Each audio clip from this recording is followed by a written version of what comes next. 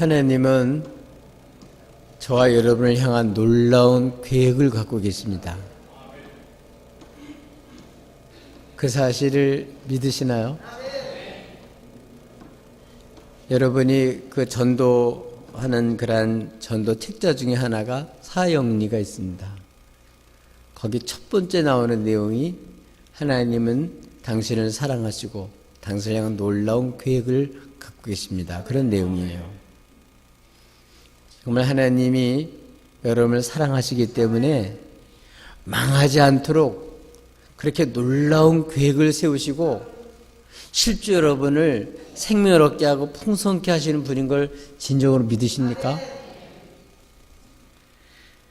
근데 문제는 현실 속에서 하나님이 사랑하지 않는 것 같고 하나님한테 무관심한 것처럼 그렇게 잘못 생각하기가 참 쉽습니다.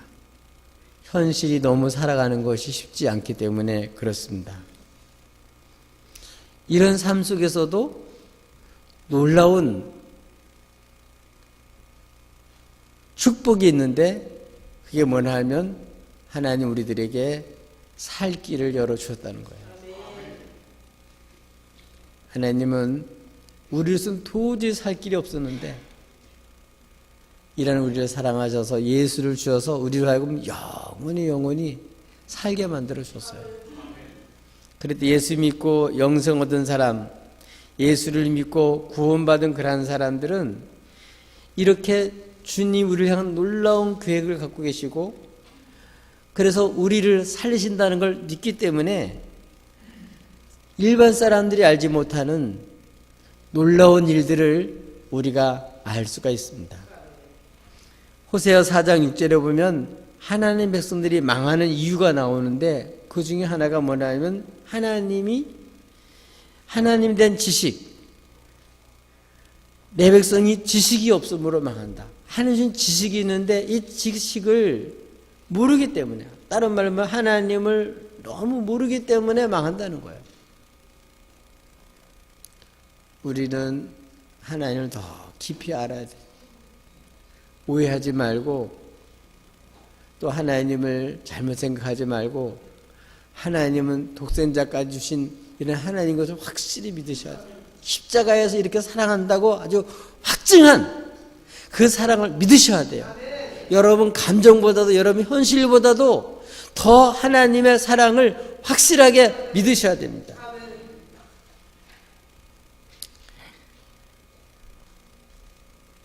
오늘 본문에 있는 내용을 보면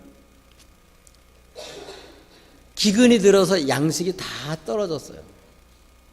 살 수 있는 길은 양식을 구해오는 것밖에 없습니다. 그런데 야곱은 결단을 내리지 못해요. 양식을 사와야만 사는 거는 아는데 그 마음속에서 혹시 이 베냐민까지 잊어버리면 어떡하나 그런 두려운 마음, 요셉을 잊어버리는 그 상처, 또 시몬까지 갇혀있는 이러한 것을 생각해 볼 때 이 모험을 할 수가 없는 거예요. 막내 아들을 요셉이 데리고 와야 된다는 그런 전제 조건을 들었는데 그걸 하기가 어려운 거예요. 이럴 때 하나님께서는 어떻게 살 길을 열어주셨는지를 오늘 본 말씀이 가르쳐 주고 있습니다.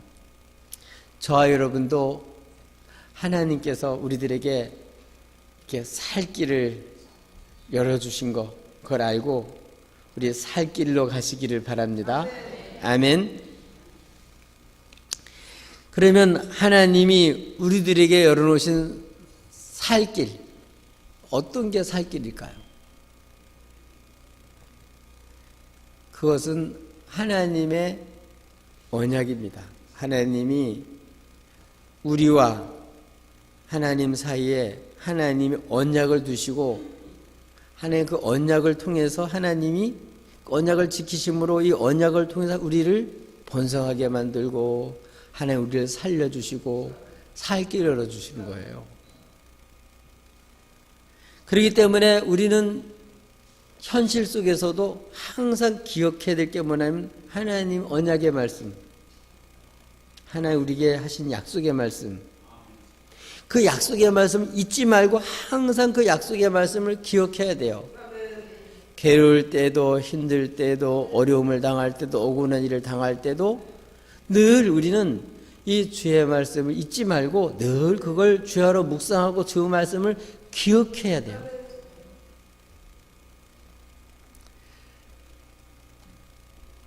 야곱은 아들을 보내야 되는데 지금 보내면 이 아들까지 빼앗겨 버릴까 봐 두려워요.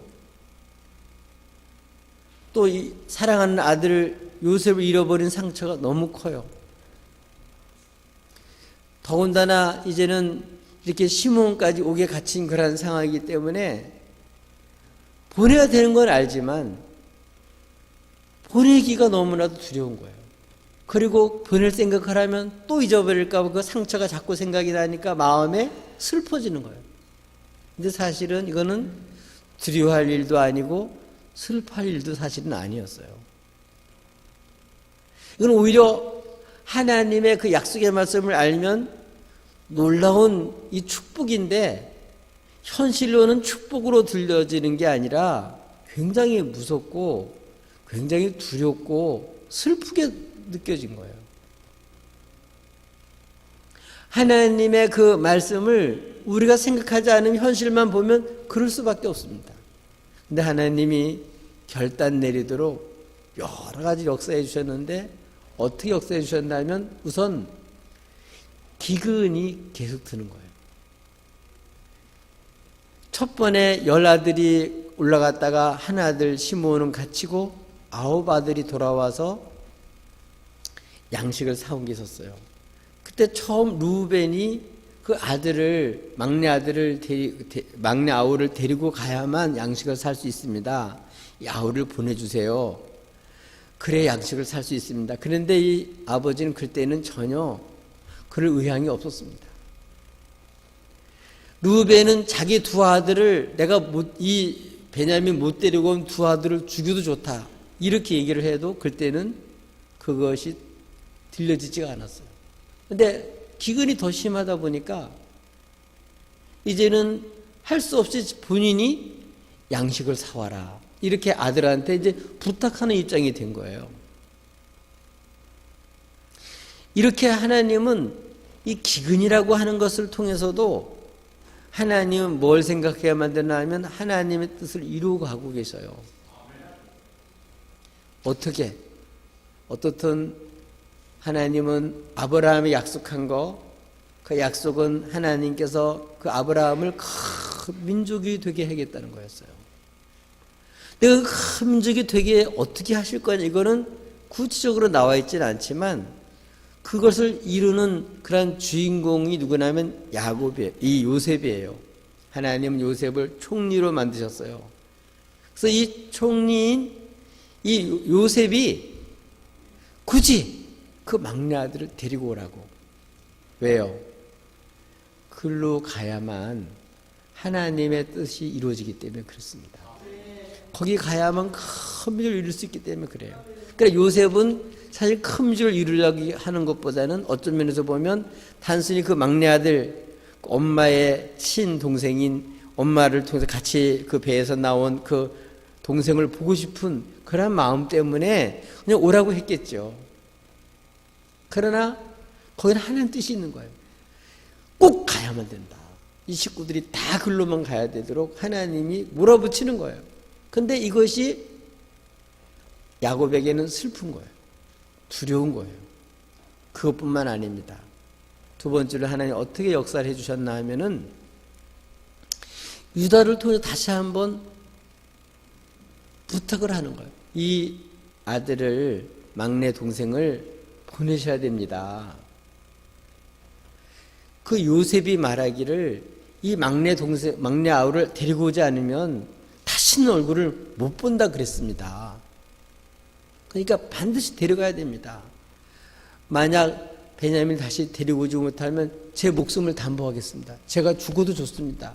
반드시 데려오겠습니다. 이렇게 자기의 목숨을 걸고도 가야 된다 하고 그 책임을 지겠다, 담보를 하겠다 이렇게 약속하면서까지 결단을 내리도록 그 막내 아들을 보내도록 그렇게 권면을 한 거예요. 이렇게 하나님은 때때로는 이렇게 기근을 통해서 여러 가지 환경을 통해서 때때로는 사랑하는 사람들의 간절한 권면, 간절한 부탁, 간절한 이러한 얘기를 통해서 하나님은 역사를 이루어 가셔요.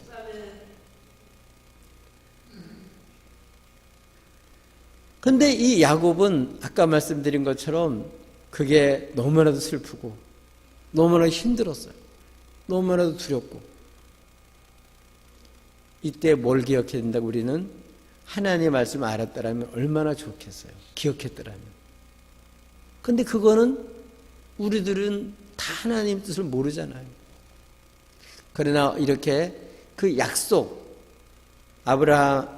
아브라함이 했던 그 약속을 하나님 이루게 하려고 요셉을 통해서 또는 기근을 통해서 이 아들들을 통해서 야곱을 하여금 이제는 가나안 땅에서부터 애굽으로 가도록 이렇게 하나님께서 여러 가지를 통해서 갈 수밖에 없게끔 그렇게 하나님께서 말씀을 해주신 거예요. 이렇게 어렵고 힘들지만 이럴 때 결단 어떻게 내릴 수가 있냐. 한 약속을 알았더라면 속히 결단을 내렸을 거예요. 아브라함이 했던 약속을 잊지 않고 그렇게 약속했다면 그것을 계속해서 이렇게 믿었다면 아마 이런 좀 덜 두려웠을 거예요. 그리고 결단 내는 굉장히 도움이 됐을 거예요. 오늘 우리들도 마찬가지입니다. 하나님의 그러한 선하신 그러한 뜻을 우리는 잘 모르고 하나님 우리 향한 놀라운 계획이 있다는 사실을 잘 모르기 때문에 내가 닥친 현실과 내가 경험하는 어려움 거기에 빠져서 그 문제 속에 빠져서 하나님이 나를 사랑하셔서 약속해 주시고 나를 크게 번성케 하고 나를 통해서 큰 영광을 받으시려는 사실을 잊고 살기가 쉬워요. 그렇기 때문에 우리는 뭘 기억해야 된다고요? 하나님의 약속을 기억해야 돼요.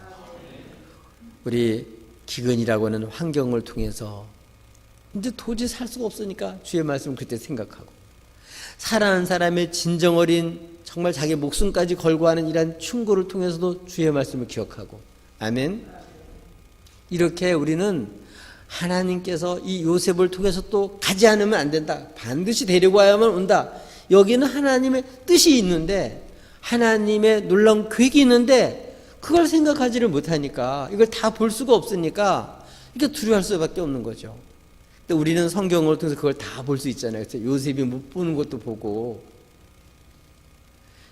요셉의 아들들이 왜 이렇게 하는 것도 우리는 볼 수 있고 야곱이 무엇 때문에 두려워하는지도 우리는 다 볼 수 있도록 성경 말씀을 우리에게 주셨잖아요. 우리는 이렇게 이걸 통해서 하나님의 계획, 하나님이 우리랑 놀라운 계획을 갖고 있는데 사실 우리가 몰라서 이렇게 걱정하고 근심하고 결단을 못 내리는구나. 근데 유다가 뭐라고 얘기를 하냐면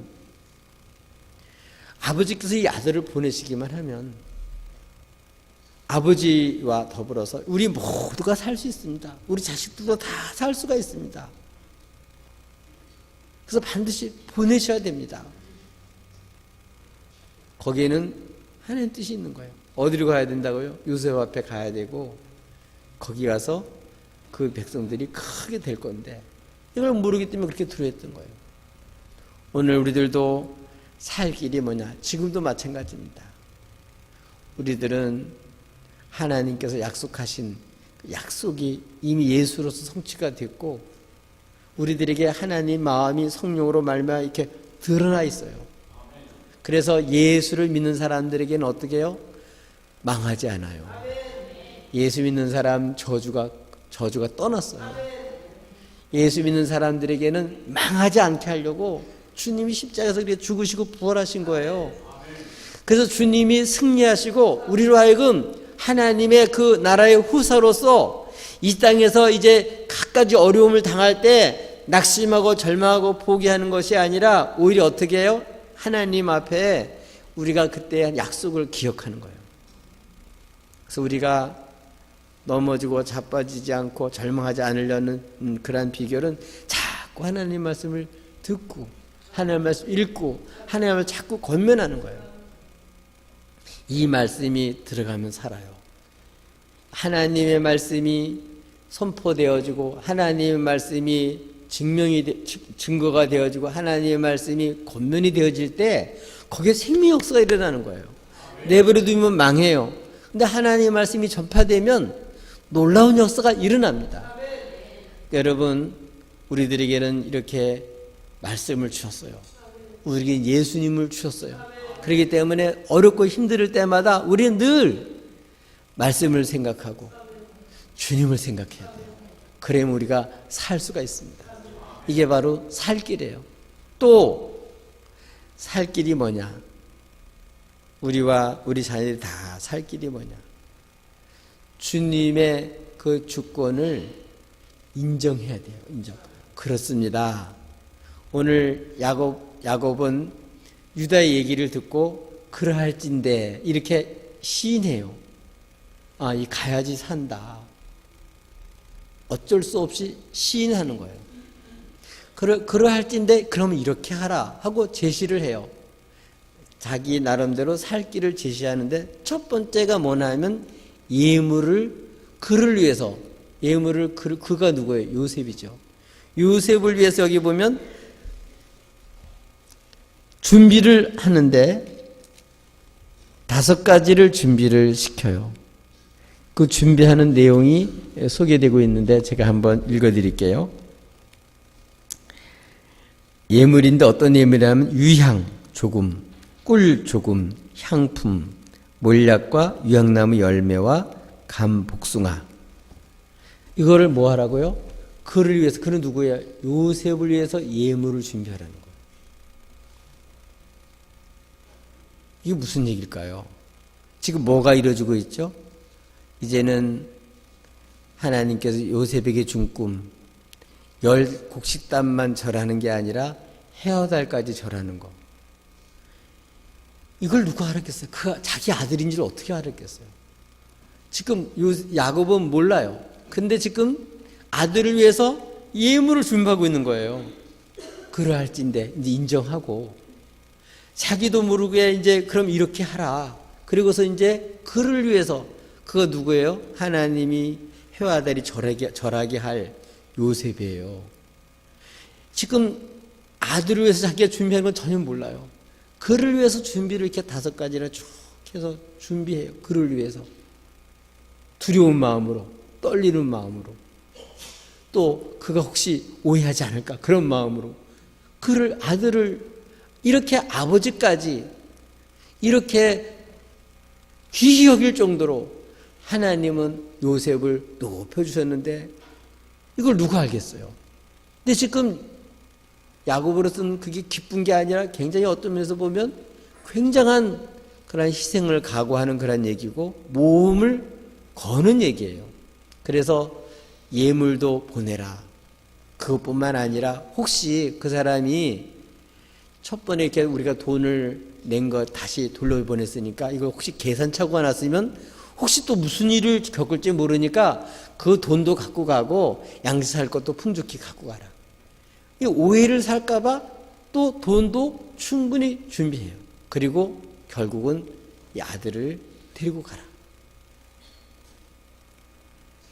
이렇게 하는 거는 뭐는 그러할진데 이게 중요한 거예요. 우리가 이 땅에 살면서 내가 주인처럼 생각할 때가 많아요. 그래서 처음 세상에 나와서는 어때요? 울면서 세상을 한번 움켜쥐고 한번 이 생을 흔들어 보겠다고 그런 마음으로 세상에 와요. 아마 젊은 사람들은 다 그럴까? 한번 세상을 우리나라를 한번 잡아볼까? 세계를 한번 주름 잡아볼까? 아마 이런 사람들이 이제 젊은 사람들은 그런 꿈도 갖죠. 그런데 세월을 지나면서 뭘 느껴요? 세상은 내 마음대로 안 되는구나. 내 마음대로 안 되는 게 더 많구나. 세상의 주인은 따로 있구나 하는 것을 점점 경험하게 돼요. 신앙생활 할 때도 마찬가지로 첫 번에는 내가 하나님 믿어가지고 막 능력받아서 세상을 막 움켜잡고 싶죠. 그런데 그거는 믿음이 좋은 게 아니고, 베드로에게 주님 하신 말씀에 의하면 젊었을 때는 자기 하고 싶은 대로 갈 때고 하고 싶은 대로 마음대로 하는 거예요. 근데 늙어지면 어떻게 돼요? 이제는 뛰도 자기 마음대로 못 되고 뛰어줘야 되고, 손을 벌리고 있어야 되고, 가자 그러면 가고, 앉으라 그러면 앉고, 점점 이렇게 되는 거예요. 이것처럼 내가 원치는 않았지만, 내가 바라는 건 아니지만, 이제 점점 현실을 인정하고, 주님을 인정하고, 주님의 주권을 인정하고 따라가는 거예요. 하나님의 생각과 내 생각이 다를 때 처음엔 슬퍼요. 그런데 사실 그게 좋은 거예요. 하나님의 계획은 내가 생각하는 것보다 훨씬 좋아요. 믿습니까? 예. 그래서 우리는 뭐가 필요하냐? 살 길이 뭐냐면 주님과 주님을 시인하는 게 중요해요. 시인하는 게 중요해요. 근데 이거 하기까지 시간이 많이 걸려요. 우리가 주님을 입으로만이 아니라 머리로만이 아니라 실제 생활 속에서 이제 주님을 시인하고 내가 다스림 받을 때, 주님처럼 죽기까지 하나님 말씀에 복종할 때, 이게 바로 살 길이에요. 죽고자 하는 자는 사는 거예요. 그러니까 우리는 이렇게 내가 살려고 하는 게 아니라 나는 주님 말씀에 순종하는 거예요. 주님을 시인하는 거예요. 범사에 시인하는 거예요.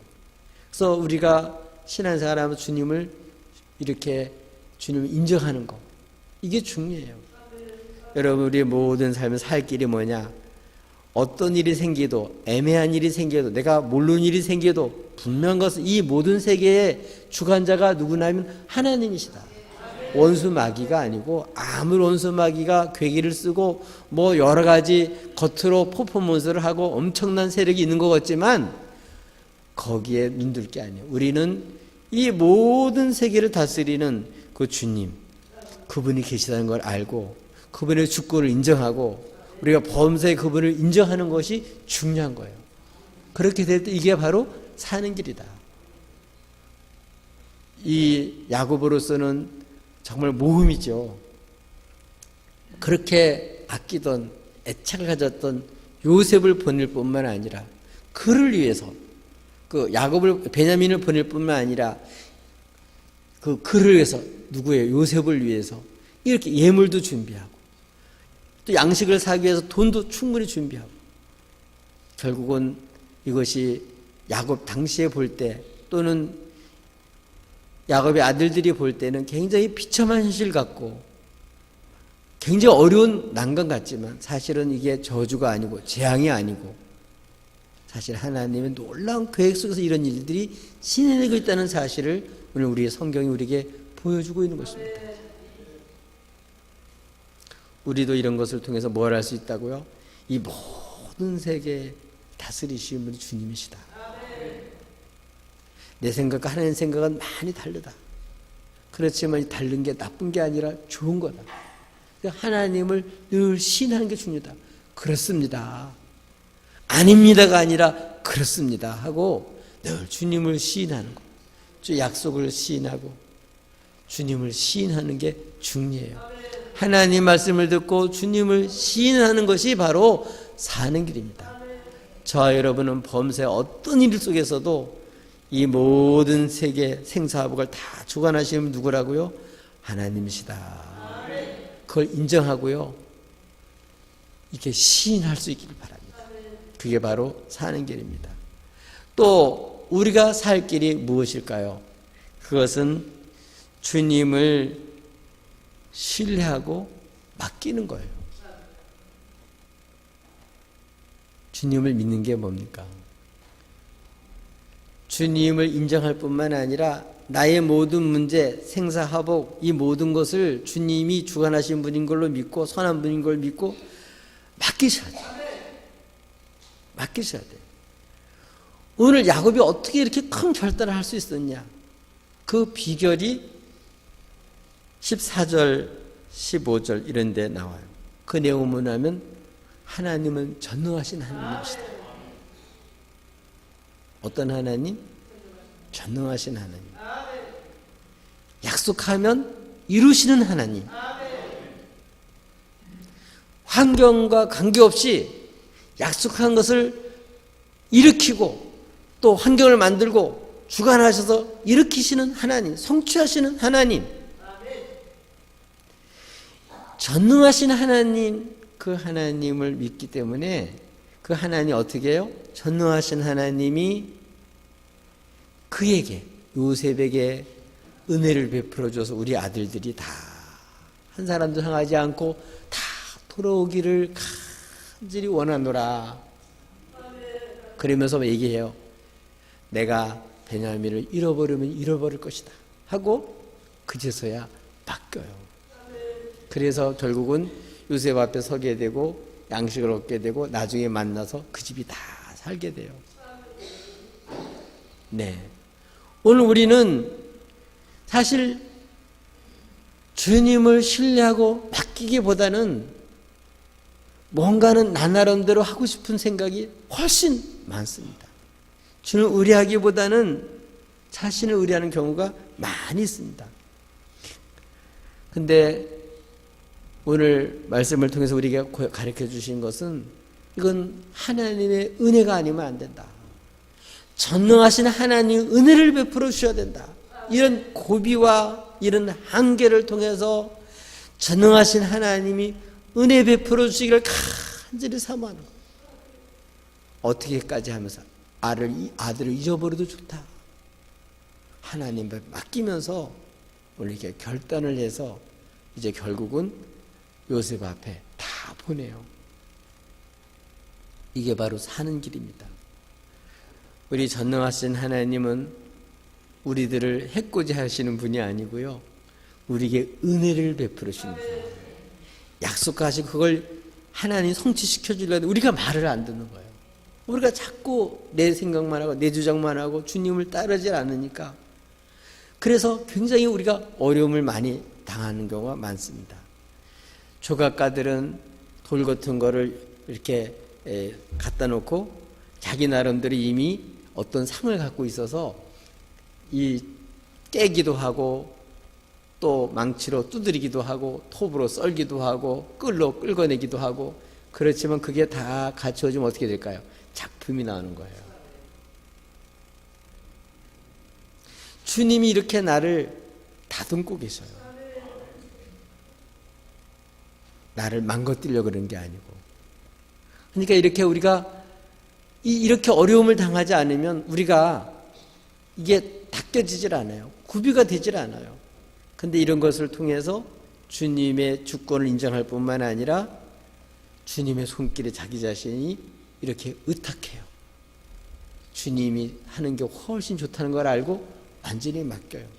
그러면서부터 뭘 얻게 되냐면 하나님의 사랑을 체험하게 되고 은혜를 체험하게 되고 하나님의 예비하심을 체험하게 되고 하나님의 신실함을 체험하게 되고 이 맡김으로 인해서 우리는 알지 못했던 하나님 주시는 평강과 안식을 체험하게 돼요. 이게 신앙생활이에요.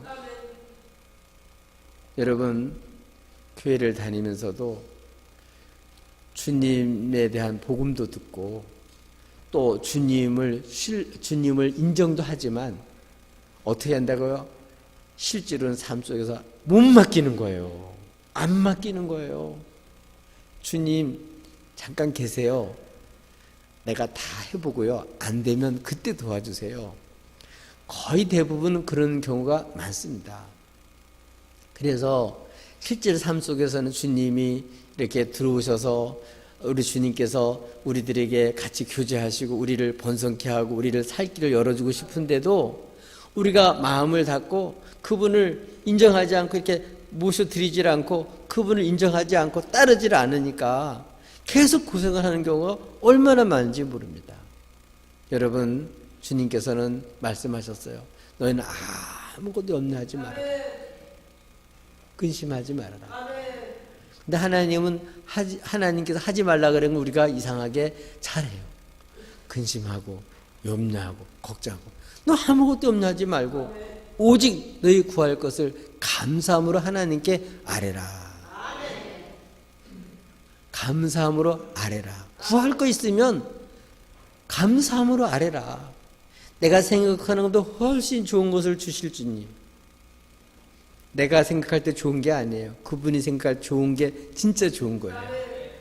우리 주님 앞에 이렇게 맡기면요, 이렇게 우리의 생각과 우리들의 그런 우리의 생각보다 우리 지혜보다 뛰어난 하나님의 평강이 우리의 마음과 생각을 다스려 주셔요.